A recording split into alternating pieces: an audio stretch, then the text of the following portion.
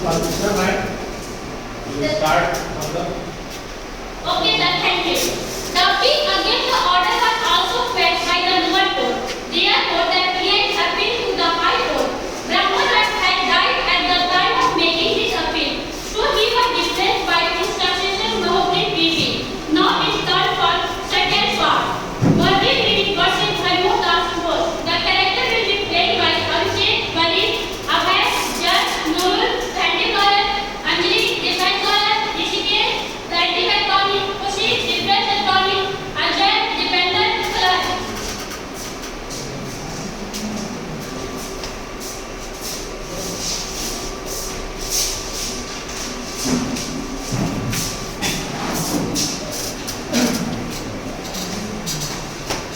जज साहब आ रहे हैं।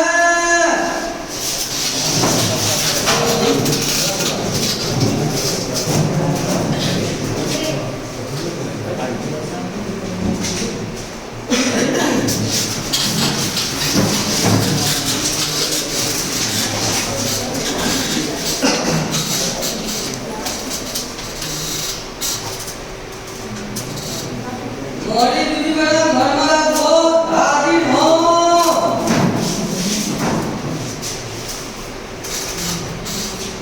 Good afternoon, Your Honor. I advocate Nurul from Plaintiff Lawyer, and this is my colleague from our firm, Advocate Ms. K. Gautam. I represent Mori Meeting. Good afternoon, Your Honor. I am listening from defense lawyer and this is my colleague from the defense advocate Kushik. I represent Harmon Das Bose. Would another idea that counsel is to wait before the case is started? No, Your Honor. Then the prosecuting counsel is to make an opening statement. Yes, Your Honor. Thank you, Your Honor. I would like to begin by clarifying that this is a case of dishonor of a legal contract on the 28th day of July 1895. My client, Mr. Brahmodat, through his attorney, Mr. Kedarnath Mitter, entered into a contract with Mr.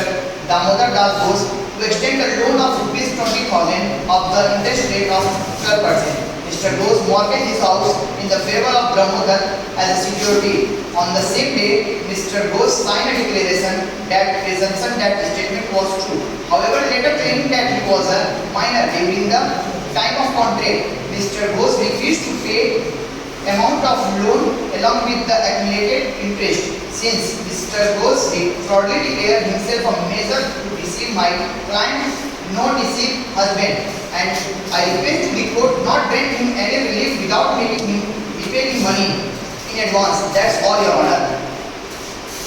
Thank you, the defense counsel. Like to make their opening statement. Yes, Your Honor. Thank you, Your Honor. I would like to begin by clarifying that this is the case of entering into agreement with a minor. The actual fact are that on the 20th of July 1895, my client Harmon Das Bose executed a mortgage of his house as security in favor of Brahmodat, a money lender, to secure a loan of rupees 20,000 at 12% interest rate. This transaction was overseen by Mr. Kedarnath Mitter. Mr. Brahmodat, attorney in absence of him, Your Honor, my client was, as on the date of contract, a minor. Moreover, Mr. Kedarnath was completely and clearly made aware of this very fact before the contract was finalized through a letter which we sent to him on the 15th July 1895 and which was received by him on the same day itself. The court of also acknowledged that the receipt of such letter, Mr. Kedarnath, also on the date of the agreement, Mr. Kedarnath made my client sign a long declaration that no minor can be reviewed to understand with the hidden clause, declaring minor client a major sin. Mr. Dutt was aware of my client being a minor and still engaged in behavior that was ungentlemanly and fraudulent. We contend that the agreement was void and that the mortgage and demand to be repaid be cancelled. Thank you. Very well. You may now begin the proceedings. Your Honor, I would like to begin the attention of the court to the fact that my client is acceptable by the section 115 of Indian Evidence Act 1872. According to this section, when a person has by his declaration, act or omission intentionally cause of permitted other person believe or thinks to be true and to act upon such belief, neither he or his representative shall allow in suit or proceeding and such person to deceive the truth of that thing. I would like to object, Your Honor. Section 115 is not applicable in the particular case as the truth about my client's infancy. He was already known to the prosecution. This section is only applicable when a party is misled by a false statement. However, there can be no acceptable where the truth is known about both parties.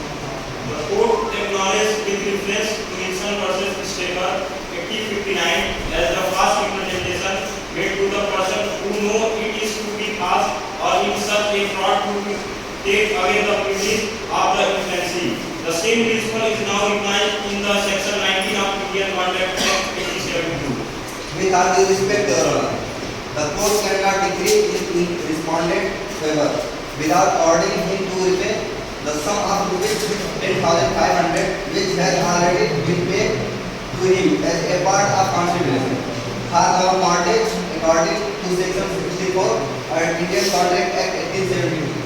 If a person rescisses a voidable contract, he must restore the benefits already received. Your Honor, the prosecution is quoting section of the Indian Contract Act in a bid to prove that the contract was voidable. However, this section is only applicable to the contract made by a person competent to contract, not to infants. Section 10 proved that all agreements are contract if they are made by parties competent to contract. Section 11 defines that every person is competent to contract who is the age of majority according to the law of which he subject. Hence, the infant is incompetent to enter into a contract, rendering this current contract the void and not voidable. I object, Your Honor. The preamble of the Indian Contract Act shows that the Act is only intended to define and end certain part of the law relating to the contract. Contract by themselves are left outside the Act. Your Honor, I believe the prosecution statement to be counterproductive. If contracts with infants are not covered in the Indian Contract Act, then they can no longer assist the Act provision. The court observes that the Indian Contract Act is enhanced and imperative, and it provides this clear language that an infant is not a person competent to bind himself by a contract of his own description. Your Honor, with respect to section 41, the Specific Act of 1877, I would like to request the court to offer to return the mortgage money of my client.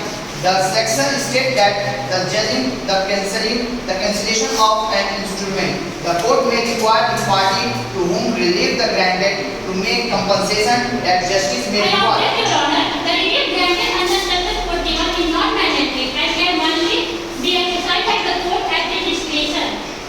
Then I would like to commend the counsel for the valuable job they have did in defending their clients. With regard to the case, Mr. Dharmodas Ghosh had been charged of dishonoring the contract entire by him in considering the argument provided by both the parties. I find with contention to the Indian Contract Act 1872, Mr. Dharmodas Ghosh to not be guilty of dishonoring the contract.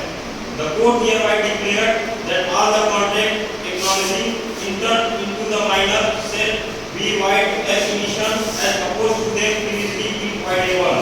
The prosecution is hereby dismissed and the appeal shall pay for the cost of the appeal. The court is adjourned for the day.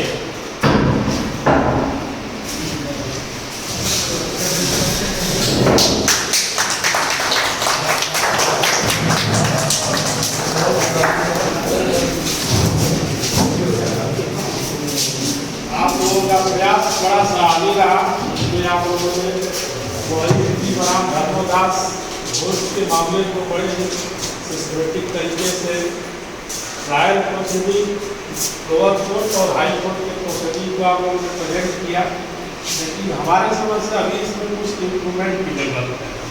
इसके second part में कुछ हमको education दिखाई दे रहा था, इसलिए मेरा आदेश है कि आप लोग इसको मंडे में पेश रिप्रेजेंट करें और बेहतर तैयारी के साथ एक बार फिर आप लोगों के सामने आए।